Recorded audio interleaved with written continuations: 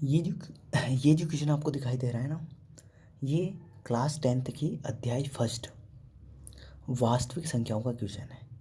ठीक है, तो इस क्वेश्चन में हम 156 के अभाज्य गुणनखंड करेंगे।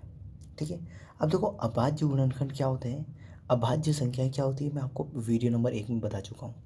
अभाज्य संख्याएं ऐसी संख्याएं होती है जिनमें स्वयं और एक के अलावा किसी अन्य संख्या का भाग नहीं जाता। ठीक है, अब अभाज्य संख्या कौन कौन सी होती है, तो देखो 2, 3, 5, 7, 11, 13, 17, 19, 23, 29, आगे बहुत सारी होती है इसे। ठीक है, तो आप 156 के जो हम अभाज्य गुणनखंड करेंगे ना, तो इन संख्याओं का भाग देके करेंगे। ठीक है, तो देखो ये मैंने लिखा 156, अब इसके अभाज्य गुणनखंड कर रहे हैं। ठीक है, अब देखो तो सबसे पहले किसका भाग देंगे, 2 का। अब किसी भी संख्या में कैसे चेक करें कि 2 का भाग जाएगा कि नहीं जाएगा, तो ध्यान रखना इंपॉर्टेंट बात है, यदि कोई सी भी ऐसी संख्या जिसका इकाई अंक यदि सम संख्या है तो उसमें 2 का भाग जाएगा। ठीक है, कोई सी भी ऐसी संख्या जिसका इकाई अंक क्या है, सम संख्या है, या फिर इकाई अंक क्या है 0, 2, 4, 6, 8, इनमें से कोई सा भी एक हो, या तो इकाई अंक सम हो, ये सम संख्या ही होती है ना, या तो इकाई अंक क्या हो, सम संख्या हो, तो उसमें 2 का भाग जाएगा।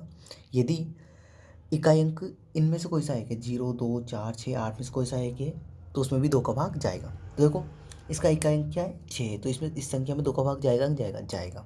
तो सबसे पहले 2 का भाग दूंगा मैं, और सबसे पहले आपको 2 से ही शुरुआत करनी है। ठीक है, सबसे छोटी अभाज्य संख्या क्या होती है हमारी, 2, तो 2 से शुरुआत करनी है। अब देखो यदि 2 का भाग नहीं जाता तो 3 का, 3 का नहीं जाएगा तो 5 का, 5 का नहीं जाएगा तो 7 का, ऐसे देखना है आपको। तो स्टेप बाय स्टेप चलना है। ठीक है, अब 2 का भाग देंगे इसमें, तो देखो एक में तो 2 का भाग नहीं जाएगा, तो 2 अंक ले लिए मैंने। अब 15 में 2 का भाग दूंगा तो 2 7 है 14, 7 बार जाएगा। अब 15 में से 14 घटाए तो कितने बचे, 1, तो 1 यहाँ रखूंगा तो ये 16 हो जाएगा। अब 16 में 2 का भाग दूंगा तो कितना आएगा, 2 8 है 16, 8 बार जाएगा। ठीक, अब देखो इसका इकाई अंक क्या है, सम संख्या है, तो इसमें भी 2 का भाग जाएगा नहीं जाएगा, जाएगा। देखो इकाई अंक क्या आ रहा है 8, तो इसमें भी 2 का भाग जाएगा, तो 2 का भाग देंगे इसमें। तो देखो 2 तिया 6, एक इधर आया तो 18 हो गए, 2 9 18, 9 बार।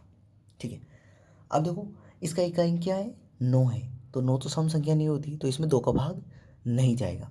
अब 2 के बाद अभाज्य संख्या कौन सी आती है हमारी, 3।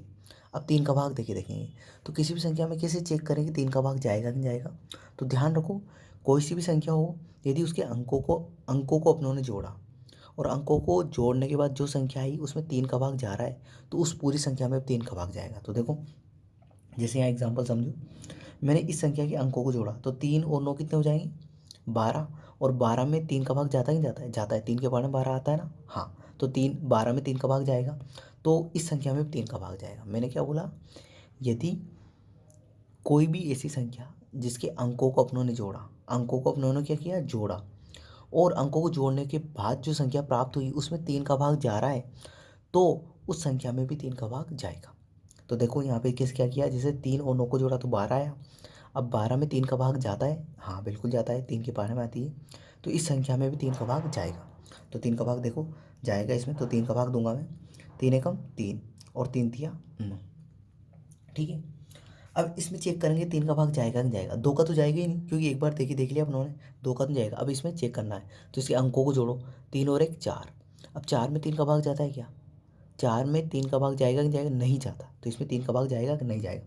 अब देखो 2 का देख लिया, 3 का देख लिया, 3 के बाद 5, 5 का कैसे चेक करेंगे, यदि कोई सी भी ऐसी संख्या जिसका इकाई अंक 0 या 5, 0 या 5 में से इकाई अंक 0 या 5 में से कोई सा भी एक होगा तो उसमें 5 का भाग जाएगा। तो इसका इकाई अंक 0 या 5 है क्या, नहीं है, तो इसमें 5 का भाग नहीं जाएगा।